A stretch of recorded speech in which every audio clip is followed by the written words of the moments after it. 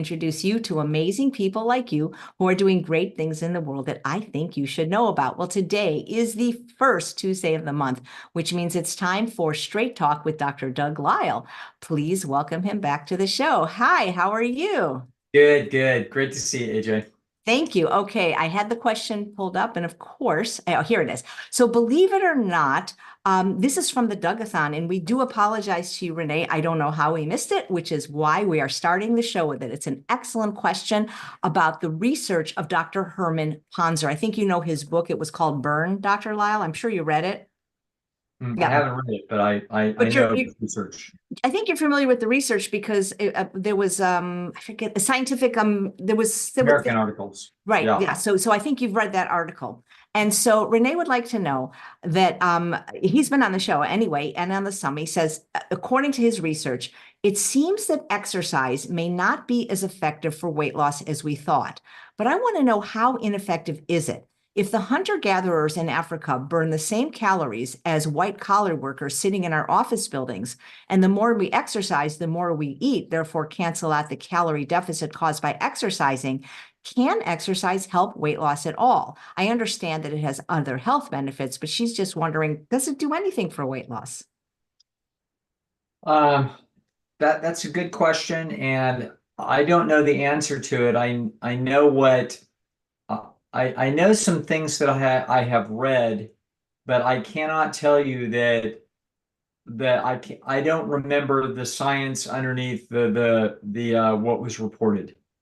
And so I'm going to tell you what I think is true, and with open acknowledgement that somebody that knows more than I am could say, no, actually, that isn't true. But this is what I think is true. So um, the first of all, one of the big things we find from Ponzer's work is that exercise isn't really burning any calories at all. So it transfers calories around. In other words, you've got well, there may be a little bit of burning calories if you're super sedentary, but pretty much the calories of what a human being utilizes are probably most of it is just keeping your body temperature up and then running your brain. In other words, it's got some other things it does. It also, it not just your body temperature up. I mean, there's a lot of maintenance activities it does, the immune system and its functions. So the but the interesting thing is that if you were to calculate, for example, the amount of forces that are needed and the amount of energy is needed to move a 150-pound body X amount of feet, at such a speed, and you were to calculate the calories required to do that, and then you started to do it, and you said, okay, well, that body wasn't doing that before. Now it's moving around and running around a track. So therefore we can calculate that thing out. And if it does that for 20 minutes, that's 327 calories. That is not true. In other words, even though physiologists and many people thought for sure that that was true, in other words, they're like, how could it be any other way? This is physics. Okay, this is if you were to move a little car around a track for 20 minutes that weighed 150 pounds, it would take a certain amount of gasoline or energy in order to do that. So how can that not be what's happening? And the answer is that bodies are much different than that. Animals don't work the same way as an unsophisticated machine. They will transfer their energy around. So the more you exercise, there's going to be you get to a point where that you've got essentially a budget that this organism can do. So my budget, the amount of calories that I can actually generate and utilize in a day for me might be 2,500. It can't go any more than that. So if I exercise prodigiously today, what's going to happen is that the system will get to 2,500, and then as I continue to utilize energy by continuing to exercise, it's going to start stealing that energy away from other functions that it does, like keeping my temperature up as high or having my immune function work at 100% of capability. It's going to start transferring energy around. In other words, what this thing has is like a household budget. So If you go out to eat more, then you're not going to be able to pay your electric bill. Okay, so it starts to move it around. It doesn't just say, well, we'll just go ahead and do that and do more. It's like, oh no, it's not gonna do that. There's a budget.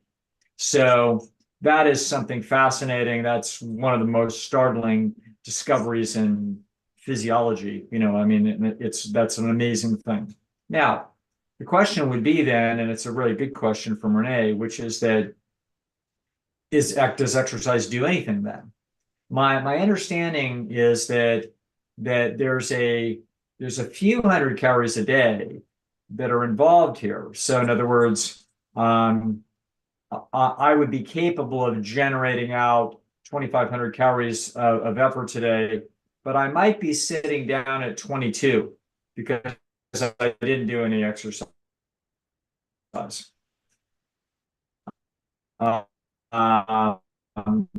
And so, or I didn't do any, I just talked to my friends about sports or I watched TV. So in other words, I didn't work my brain very hard and I didn't work my body very hard. And so as a result, I might have only actually utilized 2,200 calories worth of firepower, but I could have gotten to 25. So had I ran around the block a few times, I would have burned up that 300 calories. Now, but the next part of the question is, so in other words, exercise will do something to a level and then it stops. So if I run around the block 4 times, I'll burn 300 calories. But if I run around the block 5 times, I'm still burning the same 300 calories. It just starts, it'll take energy to do that, but it'll start robbing it out of other systems. In other words, once I reach my budget for the day, that's it, is apparently how this works. Now, so the question would be, well, if I then do get in that exercise every day, is that helpful in quote burning calories? And the answer would be, well, maybe it is and maybe it isn't, because the truth of the matter is that your hunger drive, if you're overweight, is clearly, well, what's happening is that you are eating more than is required to maintain your optimum function. So it's possible that if you were to exercise, you might not wind up with an increase in your hunger drive. So you might have the same amount of calories that you eat, but now you're actually burning 300 calories a day, so you start to lose weight. That I believe happens to some people. There are some people, however, where that does not happen to. So in other words, if they start exercising more, and it increases, and they'll compensate for it. So the individual differences here in how this all gets worked out are I think fuzzy at this point. I don't think anybody has a clear and definitive answer. I remember one a thing that was told to me. I didn't watch it with my own eyes, but it was an interesting report. And that is that 15 years ago, a guy that was probably 70 years old came up to me after listening to me give a speech on weight loss somewhere. I have no idea where this was. And his wife came up with me. And he was built about like me, and she was moderately overweight. And he said, I want you to know that what happened to me with my weight loss thing. He says, 4 or 5 years ago, I was 380 pounds, something like that. I couldn't believe it because this guy was slender. Hard to believe that anybody would have been that big at the guy that I was looking at. That's why I remember the story. And what happened was, he said, so I, went to something and I heard John McDougall and I went home and I did what he said. And in the next year, I lost over 100 pounds. And then it stopped. And so then he called up McDougall and he said, hey, I did what you said and I've lost 100 some pounds, but it stopped. I'm still, 100 pounds overweight. And John said, are you doing any exercise? And the guy said, no. And John said, walk around your block once every night. That's a classic McDougall level exercise program. John's a little John was always actually pretty fit. He'd go out there on his windsurfing. He was pretty quite a windsurfer. But when it comes to pushing exercise, John's very moderate about this. It's like, listen, it's the food is the main thing. Well, this guy walked around his block once a day for the next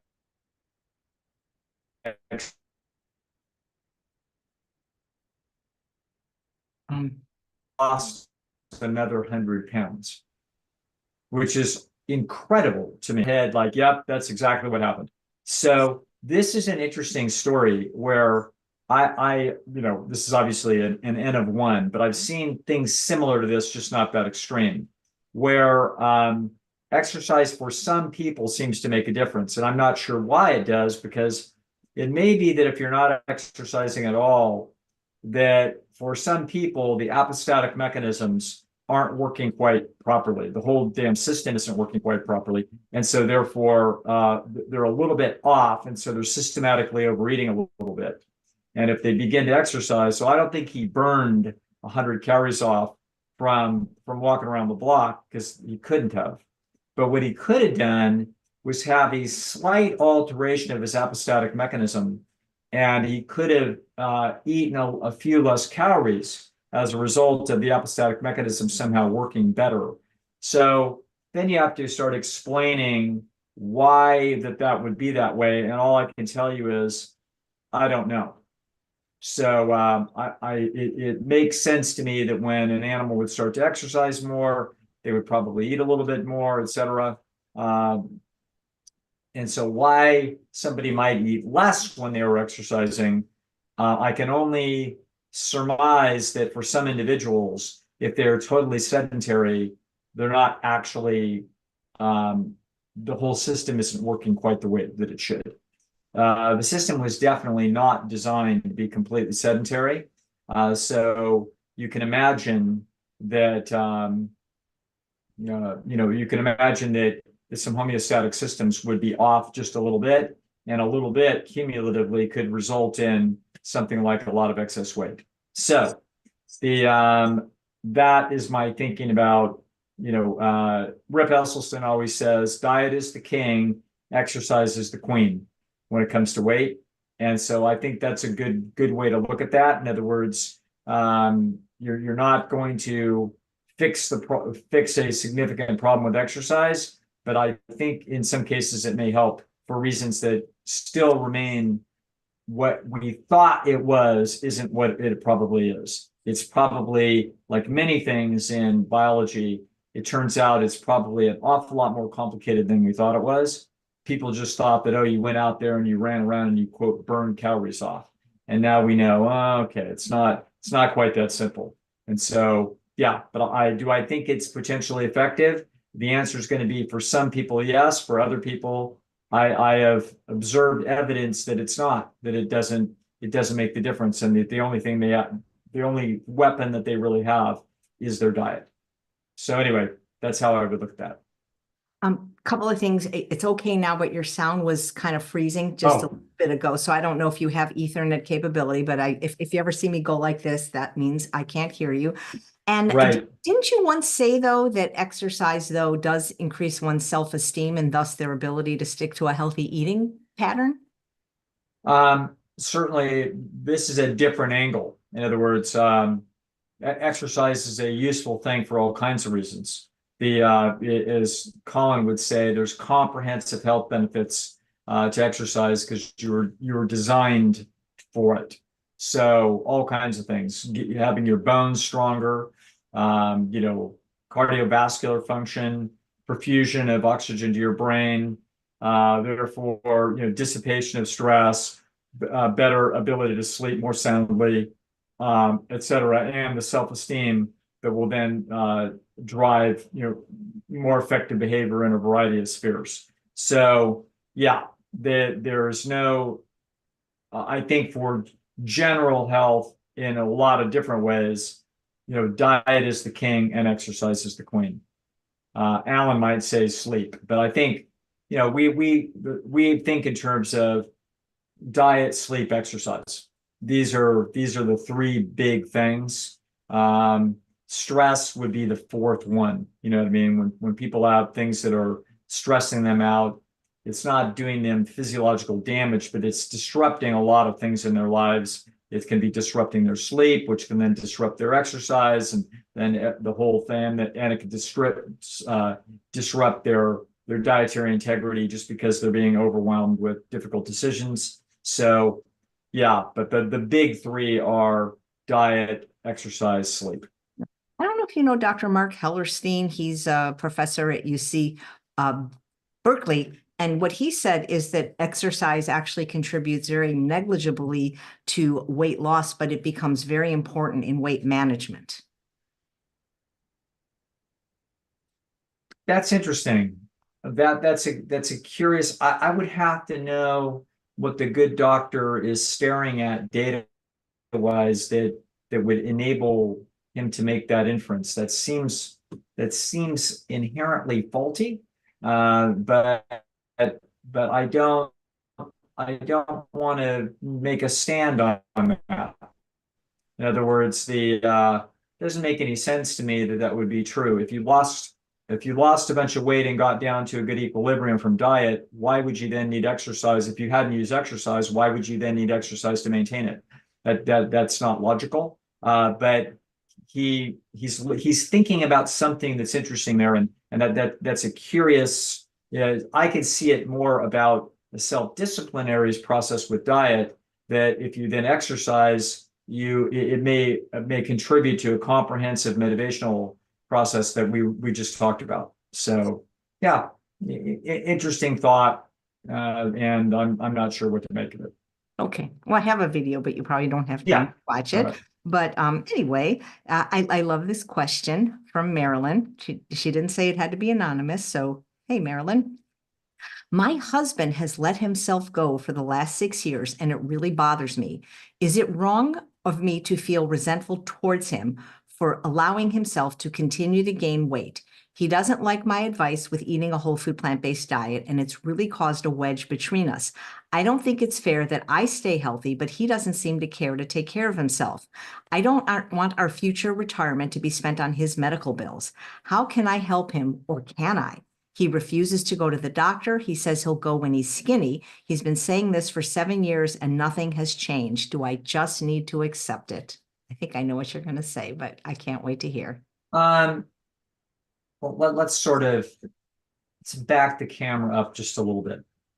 And so when we're trying to answer a difficult question, we always go back to first principles. So if Alan Goldhammer is seeing somebody that's sick, the very first thing he's thinking is, what's your diet, what's your exercise, what's your sleep, what's your stress? I mean, that's the first thing that we do. So when we're looking at relationships, what relationships are is they are repeated processes of resource acquisition and defense.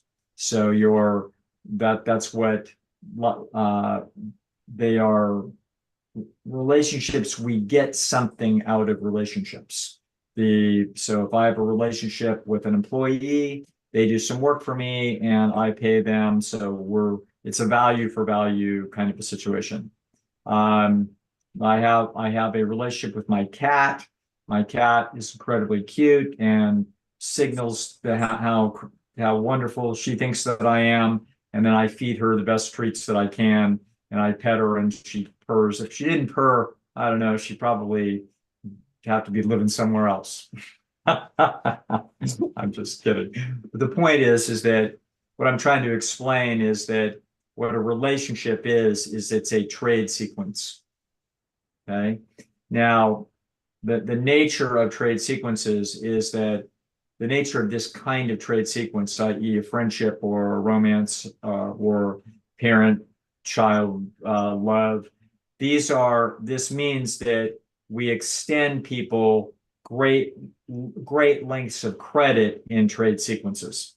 So the more we like somebody, the more we extend them credit, because trade sequences, the way things work is it's usually not the case that through, say, 10 trade interactions, that all 10 of those things happen to be hey, gee, we both want to sit down and watch the Lakers, you know what I mean? And we both want popcorn. And so let's go make the popcorn together. And then we're going to both sit down together and both watch the Lakers together. No. In other words, relationships are oscillating processes where we do something that one person wants and then we do to the other person. There's little self-sacrificial processes that are constantly going on in relationships. There are been times when it's not self-sacrificial. In other words, I mean, when we are both enjoying something that we're doing together at the same time, that's great. But very often in relationships, at any moment in time, somebody is extending somebody else credit. I'm doing something for somebody, and then 2 hours from now, they're doing something for me, and back and forth and back and forth and back and forth it goes. Now, so in a good relationship, what a good relationship is that there's so much enjoyable mutual time together that when there are these natural oscillations of self-sacrifice and then leaning on the other person, the back and forth process, we aren't doing very strict accounting because our mind is calculating that it's really well worth it. Okay. So we are not having a little alarm system go off in our head that tells us that the cost benefit is out of balance. Okay. If it turns out that I had a woman whose husband had a very protracted illness and it was complicated and there was a lot of medical stuff that had to go on. And he actually had a lot of anxiety. And through this process for probably six to 9 months, she was a saint. And then finally, towards the end of it, she started to lose her cool. So it was very interesting to watch this. These aren't clients of mine. These are close friends of mine. And so she started to lose her cool. And so what had finally happened is he had started to reach the end of his credit line. Okay, so that I'm watching this happen, and it turned out it all ended up ultimately resolving. But it was very interesting because they have a great relationship, and it took a lot of him being needy for her to finally start to feel resentful. Okay, so that's a measure of that relationship depth, was that it took a hell of a lot for her to get there, but she finally got there, and then I was kind of in the middle of it trying to figure out what to do about this. Now, so in this case, what we're hearing is that one party is basically saying, hey, this is unfair. You know what I mean? It seems to me that it's unfair. And what she's doing is she's trying to check with other people. Hey, am I out of line here? This seems like it's unfair, which is exactly what my friend's wife did. Came to me and said, listen, I'm kind of at the end of my rope. Am I out of line here? And I'm like, no, you're not out of line. Okay. So we got a problem because we have somebody in trouble, but you are not out of line. I understand your frustration. All right.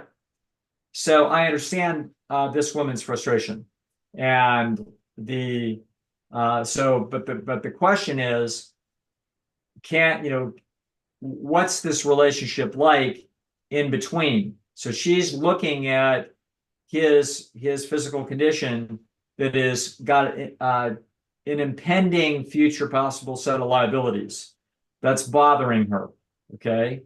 Now, the truth of the matter is these are all very hypothetical if we're just talking about the future, because the truth is just because he's way overweight doesn't mean she's not the one that comes down with some really nasty disease process, et cetera. So as a result, we don't know what the future holds here. Who's going to be the healthiest and who's going to live the longest? We cannot possibly predict this. But she's looking at the situation and saying, yeah, even though that's theoretically possible, the truth is there are statistical probabilities. And if you are in fact being irresponsible with your health, you are, does not feel like a fair trade. If we are to be essentially each other's credit lines for disaster into the future, which is what two people that are close are, then he is sort of doing a mediocre job about being a credit line or an insurance policy, and she's doing a stellar job, and that's out of balance. Okay. And so if relationships get to be sufficiently out of balance, I mean, people then get angry, and that anger is a signal to tell the other person on the other side, hey, it's out of balance. Okay. So there'd be a number of ways. I mean, she may be embarrassed of him. It may be unpleasant to be in physical contact with him if he's morbidly obese. There's all kinds of costs that this problem is imposing. On the other hand, it may be, for all intents and purposes, impossible for him to fix it. So when you say, well, it isn't impossible, all he has to do is eat healthy, exercise, get to bed on time, and get his act together. As I tried to explain here over the years on Chef AJ, it takes unusual personalities and unusual motivation. So it doesn't just take an unusual personality. There are many very highly conscientious individuals that are capable of tremendous feats of self-control, but they are not motivated in this arena. And so they don't do it. They might be your accountant, and your accountant is a fastidious guy and does a great job, or girl, and they are outstanding at what they do, and they're supremely organized at everything in their life. And they can tell you their golf scores back for the last 37 years from their first round, but they are not going to get the food trip together. They're not going to do it. They're not motivated. Okay. So it doesn't just take a hell of a personality. It takes a personality and it takes motivation. And unless you have both of those things, you're probably not going to see any appreciable changes in somebody. If you have pretty good motivation and pretty good personality, we can get some pretty good changes. That's what happens. It's not an all or nothing thing. A lot of the McDougallers are actually, that go to McDougall's programs, they're all, they're pretty damn motivated, and they've got pretty good solid personalities on average, and they see a pretty good amount of average success. Some people are spectacular, some people not at all. Okay. Some people got forced there by their mother, and they grumbled the whole time, and then they didn't do anything about it. They squandered the opportunity. Fair enough. It was worth a shot. Anyway, so what do we have here? We've got a relationship, which is what? A set of current and future traits. And we have in the middle of it, how good is the time in between, when we are sharing things together. And then outside of that time, it's I'm doing something for her, then she's doing something for me, then I'm doing something for her, and she's doing something for me. And then people have their lives independent of the relationship with other people and things. Okay. So what would I tell you? Well, he's probably not going to change. Be extremely unlikely for him to change. I would be very surprised if he did. Your job then is to figure out, how do I balance my own personal existence in and around him, who he is, what our relationship is, what's the benefits of it. The relationship should sit where it can in what I call the optimum overlap. So you've got, if you think of your life, and I think of my life in terms of, I figure I probably have about 100,000 waking hours left. So that's about what I have. And so maybe more, maybe less, but that's a good round number. So I've spent most of them. So I'm 3/4 of the way through this. So I've got 25% of my life on Earth to go. Okay, sounds a little morbid, but I hope there's a bonus after this. Be great to see. But I'm expecting that this is all there is. So that means that I'm trying to keep all my relationships in an optimal overlap. So it's like a Venn diagram, and they have their time and energy in their life and what they want, and I have my time and energy in my life and what it is that I like. And where we overlap is where our relationship should live, and where we don't overlap, That's not where it lives. Okay. So I can give you a little bit an example. So Alan Goldhammer has continued to be at the absolute forefront of fasting research in the world in the last 15 years. He's devoted more and more of his time and energy to this. He has a book coming out about this. The book is kind of hard to read. It's kind of scientifical. But you can tell a lot of tremendous scholarship and effort has gone into him basically trying to lay out what it is that he has learned in his investigations. And Dr. Tasha Meyer is his hotshot, very fancy scientist, and they are. 10, 15 years ago, that I was no longer interested in doing that. So I did a major study with Alan, with T. Colin Campbell on hypertension. We published that study. I was very happy with that study.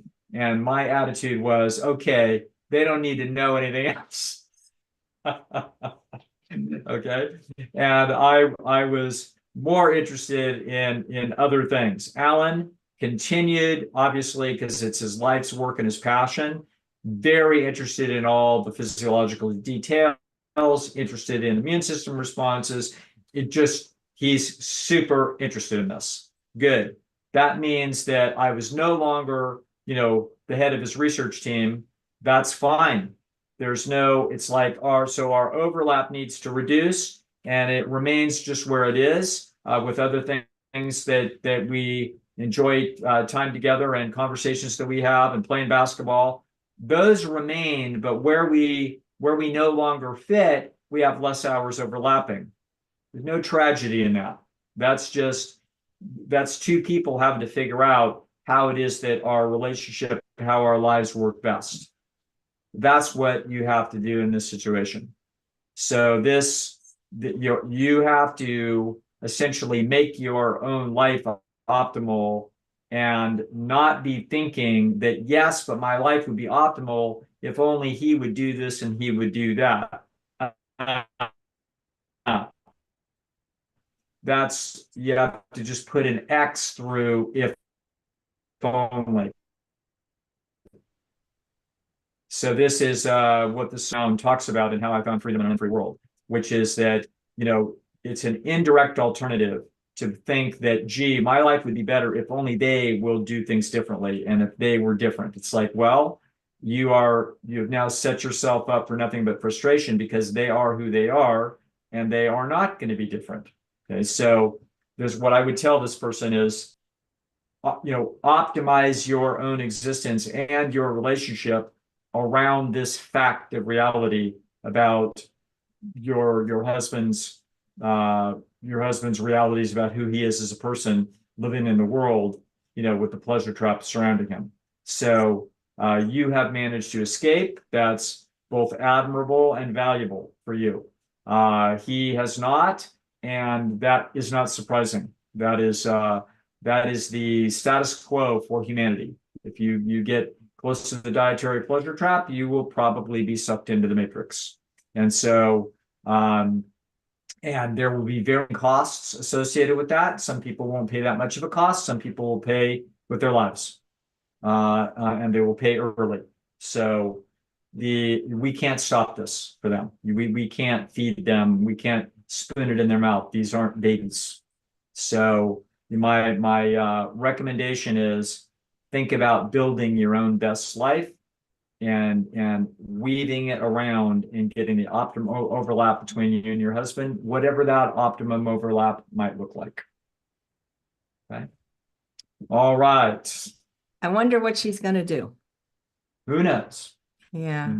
Well, like in Hollywood, like, if an actress significantly changes, if it's in the contract, they can fire them. I know how you feel, AJ, and I know what sits behind that smile. Yeah. Anyway, All right. just funny. Well, good luck to you, Marilyn. Thanks for the All right. question. Okay, so now we're doing something that's a little bit heavier, and it's a very poignant question. And Crystal, I'm very sorry for what you're going through. We had a similar question from Dr. Weiss from a different viewer, and I'd be interested to see how you're going to answer. She Yeah. says, I'm struggling to see the future after going through cancer treatment. I don't feel unhealthy, but my doctors say I don't have a good prognosis. How do I deal with this? Get another doctor that has faith. That's what I would do, because that's Well, there'd be multiple questions about that are legitimate to ask. But I certainly, obviously, what I personally would do is probably what she is doing, which is that have a I'd be highly committed to healthy living, because almost with respect to any answer and any prognosis, I mean, there are few exceptions, but with respect to most, you will find things that look like the following. You'll find some nasty cancer, and it will show that 11% of the people are alive 5 years from now, given where it is that you are. And I look at those things, and it's like, isn't that interesting? There's 11%, 11 out of 100 are alive after 5 years. It's a lot of people. And I started thinking about how those people behave in terms of what they do to support themselves physically. And if I had a diagnosis like that, I would not be feeling doomed. My doctor might be feeling doomed because they're like, well, there's a 9 out of 10 chance, which means that's like, I'd be thinking, I don't think my chances are 9 out of 10. I think my chances are a lot better than that, because the overwhelming majority of people aren't doing very good things for their health, and I will. So that doesn't mean that I have some Pollyanna view. It would change my priorities quite a bit.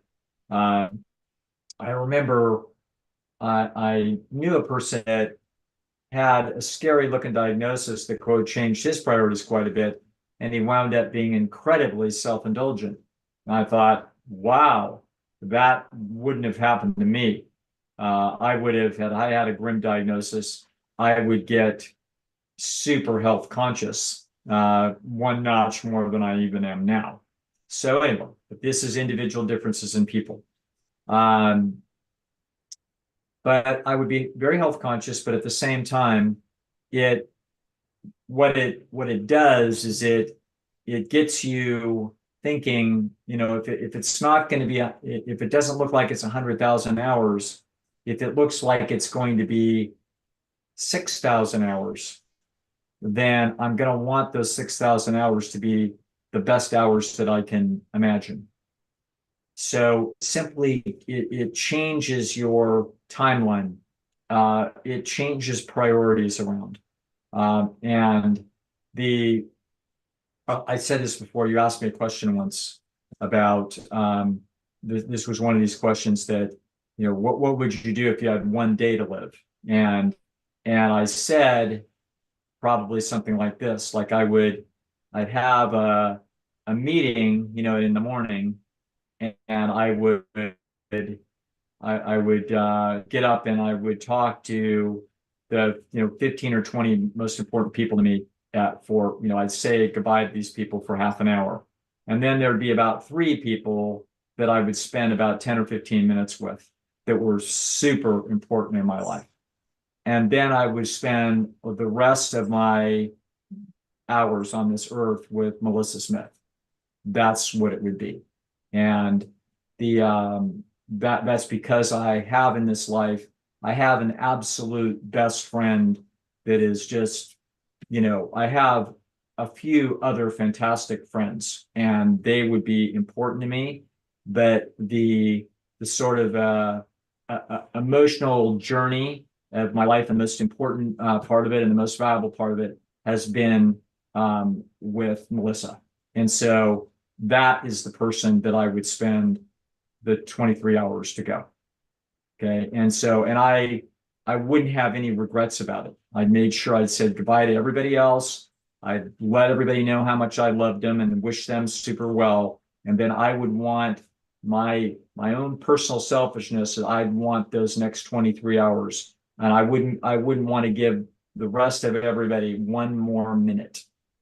It'd be like, no, now this is our time, and now we get to go and we get to talk about our life journey and everything that we did and what her kids are going to do in the future and all the people that we know and what Chef AJ's next book on weight loss. Okay, we would spend, out in the countryside looking at a river and some trees and some green, and we would just be talking over life and reflecting. That's what we would do, and it would be a magnificent day, in other words, and then that would be my last day. Okay, and I will have spent it just how I wanted to spend it. I think I might have said that, give me a little more time. I don't know. I want 20 more minutes on the court with Ellen. One more time. You know what I mean? And so there'd be a few things that I really would want to do. And that's how I would look at this. So if I got a really nasty diagnosis and I knew that I had probably guessed 2 years, okay, I wouldn't tear around the world, looking at the Grand Canyon of South America so that I had seen that. Somebody else might do that. Somebody might want to go on a boat down the Yangtze River, whatever's super important to you. It would be worth putting some energy into it. For me, the most valuable things to me are sharing simple times with the people that I love. And that is exactly where I would be spending my time. And I would make it I'm actually doing that with my mother now. So my mother now lives with me. She's an advanced Alzheimer's patient. And it's interesting because something happened in the last few months. If anybody's ever seen me interact with my mom, my mom is really sweet and our relationship is very sweet. But something happened about 6 months ago where her little bit of demandingness that it can be a little irritating all through the day to be managing this. But some little shift happened in me, and I realized that it dawned on me, this is the last time I have, and this person's adorable. So it shifted my relationship with her just a hair, and she's become my little baby because she doesn't really know how old she is. But her personality is still exactly the same. And she's actually still intelligent. So she actually, I can tell her all kinds of jokes. And she'll say, I'm really scared. I said, oh my God, did you get another letter from the IRS? And she'll crack up. And so, but I will now, I'm much more physically affectionate with her than I ever was. Our family was never really physically affectionate. We're kind of Northern European kind of little stoics, you know what I mean? So we're not uptight. That's just who we are. And I've recognized that these are interesting differences. I never felt deprived in that way, but I've got friends of mine that come from families that are, different, and they are just inherently different. And of course, the world thinks that you've learned this, but you don't. It's genetic. And so our an average middle of the bell curve, but with my mother now, I've become extremely affectionate. Okay, I kiss her all over her head, and I rock her like a little baby. Why? Because I can feel that the time is short. Okay, and so it changes your priorities, and it makes every 5 minutes with her richer than probably it ever was. So that's how I would look at this problem. Who are the people? I have a cat that AJ has made a Christmas ornament of, and it's also given me a beautiful picture of things in my. I absolutely adore this cat. I have adored every cat, but this one is, sometimes in your lifetime, if you're lucky, there's one that is, I don't know, just different. and this is the one.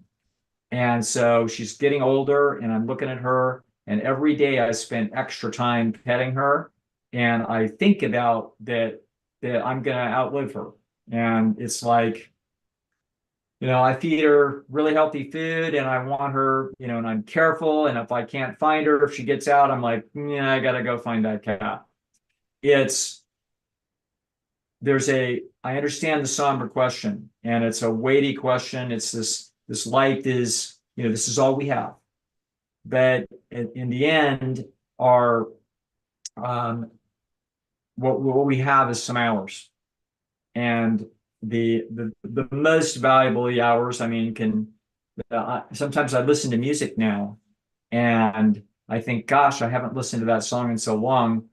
I want to listen to that song a million more times because I really like it, but I don't have that much time. So I try to, in the car, I listen to things that I love, and but I can feel the time passing. And so this person with this diagnosis now is feeling, you're feeling like, okay, I may not have that. Maybe you will. Maybe you'll have more than this doctor thinks. You might have a lot more. Okay. The doctors are notorious for not knowing. But nevertheless, let's not spend it at the office unless you really want to spend it at the office. Okay. For me, it's pet my cats, shooting a few baskets, and sitting down to dinner and talking with people that I love. That's what it's going to be. And kissing my mom on the forehead. Would you well, you never had a problem with weight or food, but I kept thinking if it was my last day, like I'd eat all the things that I don't eat, but then I would be so nervous, and when I'm nervous, I can't eat. And I always wondered why they give prisoners a last meal, because I would think if I'm going to be executed, I wouldn't be thinking about eating, I don't know, AJ, it didn't even occur to me. Like I certainly, the things that I love to eat, most of them are very healthy. And so they would be consistent with the general plan of keeping myself healthy. But if it was the last day, I would have I would definitely have some A&W root beer. There's no doubt about that. Not a piece of carrot cake. Yeah, there'd be some carrot cake in there somewhere. That's funny. Yeah. Thank you. All right. It's funny because like everything I love, I found a way to make it healthy. Like my favorite foods are sushi and nachos, but I can make them healthy now. So it's kind of hard. And even desserts. So anyway, thanks. Absolutely. Yeah. Okay. So Paul right. Paul writes, "Hi, Dr. Lisle. I'm a huge fan and have listened to every episode of your podcast and don't think you ever mentioned this. What is sex addiction? What causes it? And what is the treatment?"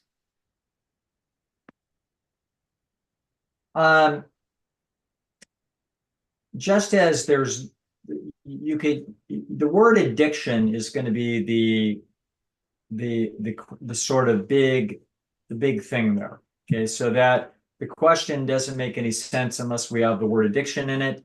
And the word addiction is a concept that has to do with self-destructive behavior.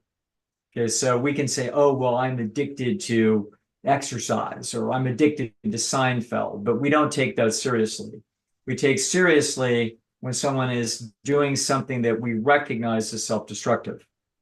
Now, it's going to turn out that self-destructive behavior is not something that we see in the animal kingdom, and it's not something that we would see in human beings. So it has to be something unnatural. So it's going to have to be a supernormal stimuli at the root of it. So gambling is a supernormal stimuli. There's no rates of return to capital where you can make 100% rate of return by watching a roulette wheel go around and then go from $1,000 to $2,000. It takes 7 years of intelligent investment to have $1,000 turn into $2,000. It takes 10% a year for 7 years, compound interest, good judgment. In other words, how can you possibly do that with one spin of a roulette wheel? Answer: it's a supernormal stimuli. Okay, and a few percentage of people will be addicted to that. A lot won't because they lose $100 and they're like, oh, the hell with this, I'm out of here. Okay. But certain people are hyper optimistic. And so when they lose, they're like, oh, but I almost won. And it causes a perseverance where they feel like they need to continue. Okay. So that's gambling addiction. We all know about food addiction. We all know about drugs, hyperactivation of either endorphin or dopamine pathways. So sex addiction is an interesting concept. Like, okay, what are we talking about here? Are we talking about someone who has a very high libido that would want to have sex with their mate 3 or 4 times a day? Is that a sex addiction? And I would say that's not a sex addiction. That's just a person with really, really high libido. Okay, that's like somebody that is crazy about grapes and eats a whole hell of a lot of grapes. They're not addicted to grapes. They just really like something that's perfectly reasonable.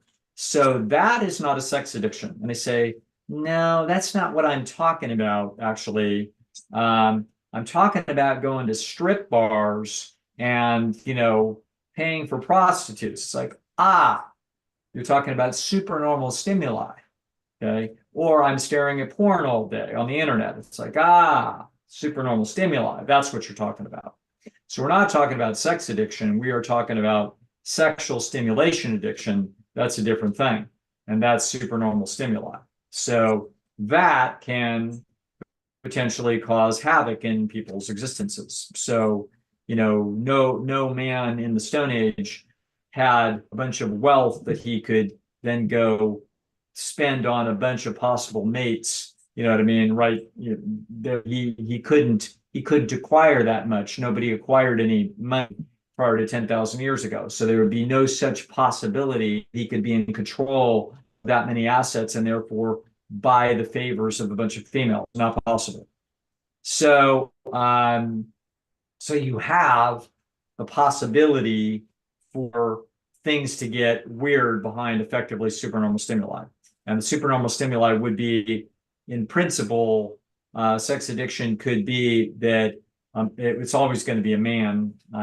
You could make the argument, if we want to not be sexist about it, somewhere out there in the world there's a woman of extraordinary libido that has money that would crash her life behind this. But I have known people, females of very high libido, that have unusual looking sex lives, but nothing about it looks like an addiction. Okay. It isn't unsafe. It isn't crazy. It's just intense. That's just how they're built. They're like athletes that just love, just boxers that just love to fight. And it's like, wow, that's just who it is that you are. All right. So that's how we have to look at this. We have to look at that. This is not, quote, sex addiction. It's sexual stimulation addiction. And the stimulation that we're looking at is supernormal. Okay. And so then the question is, okay, how disruptive is this to the individual's life?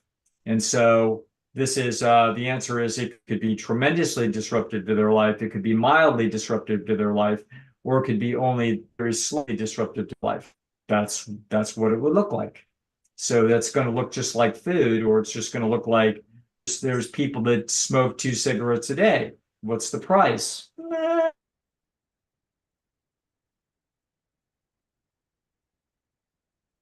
Oh no. I hope he comes back. Uh-oh. Not only he is completely gone. I sure can't answer this one. Okay, bear with us. Oh, how about this? Hi, yeah, you went away. I'm back. Yeah, the last thing you said is, so I look like I'm back. Yeah, can you hear me? Can you see me or hear me? How about now? No, I see you. Can you hear me? Ay. Oops, you there? Yeah, can you hear me or see me? I might have to say goodbye. Oh, we had one more question. Well, that's Zoom. I use something called an Ethernet now. I don't take a chance anymore with Wi-Fi. Hi, Dr. Lisle, can you hear me or see me? I can see you. Can you hear me at all? Yes, you're a little blurry, but I Okay. can totally hear you. And the last thing you said was it depends, or so what is the price? Yeah. Okay. How about now? Am I back? Yes, you're back. Okay. The yes. So the answer to the question, I guess he's asking about sex addiction generally, and um, these days, I mean, the most common quote sex addiction that we see, it used to be, prostitution, strip bars, that sort of thing. Now it's all internet. Okay, so that's where things are at. So the question would be, how pricey is this for this person's existence? And if the person assesses, this is not, it's not the same thing as smoking cigarettes or eating crappy food, in the sense that this is not physically destructive. It could be financially destructive. It could be relationship destructive. There are different prices that are being paid potentially. So then the question would be, okay, well, how much motivation does the person have to try to take it on? And the way you take it on is the way you take on any addiction. And that is that you lock yourself out of it, understanding that you have an environment that is pathological. The the human is just a creature that's built with sensitivities to certain stimuli, and those stimuli have value, like whether it's food, or if you have the sensation of having hyperactive dopamine from cocaine, that the system is inferring great value from that.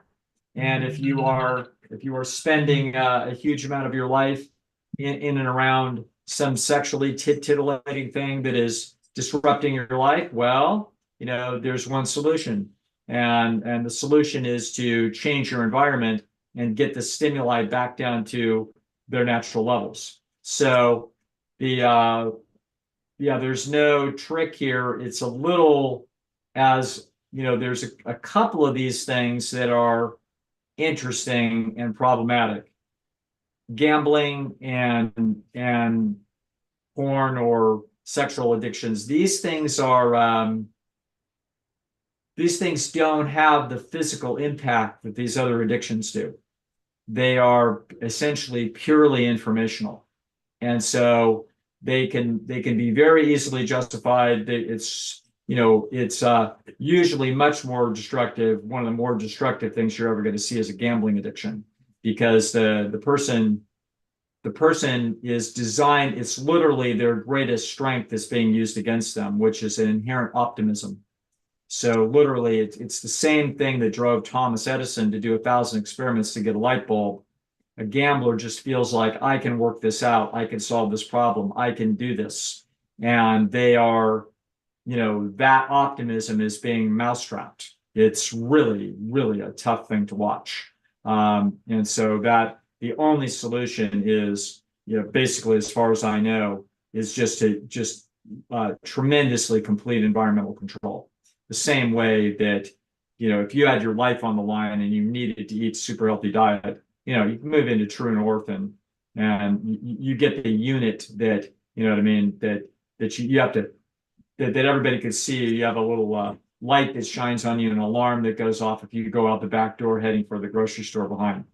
You have to get super environmental control. So yeah, I think that's as good an answer as I have for that question. Good question. Yeah, I don't think I've ever answered it before, but whenever you have an addiction, folks, what's sitting behind it is something really unnatural that is taking place in the modern environment. And the way we solve the problem is, we sequester ourselves and then try to engineer our lives away from it as much as we possibly can. That's what we do. Well, can you take it out of season, like you mentioned with food? That's what I'm talking about. Yeah. You do take it out of season, it will in fact calm down a great deal.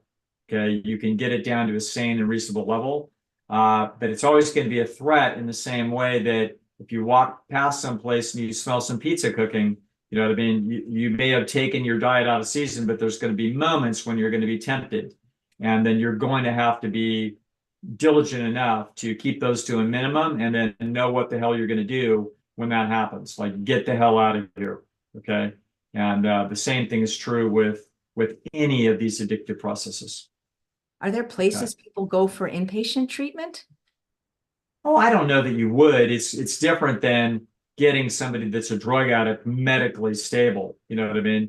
This is people are going to go to Sex Addicts Anonymous. We're all going to talk about it, but the truth of the matter is there's no solution there. The solution is an absolute determination to make changes in your environment that slam the door shut on the availability of this. That is going to be your take yourself out to the woods where your internet doesn't work. You know what I'm saying? Just go spend a couple of weeks there and get yourself away from that stimulation and its memory to take it out of season. That is absolutely the right move.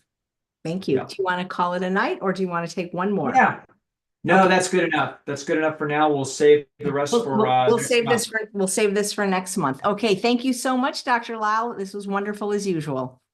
Fantastic. Thank you, AJ. Thank you. And thanks all of you for watching another episode of Chef AJ Live. Please come back at 10 a.m. tomorrow for Kathy Hester's Vegan Kitchen.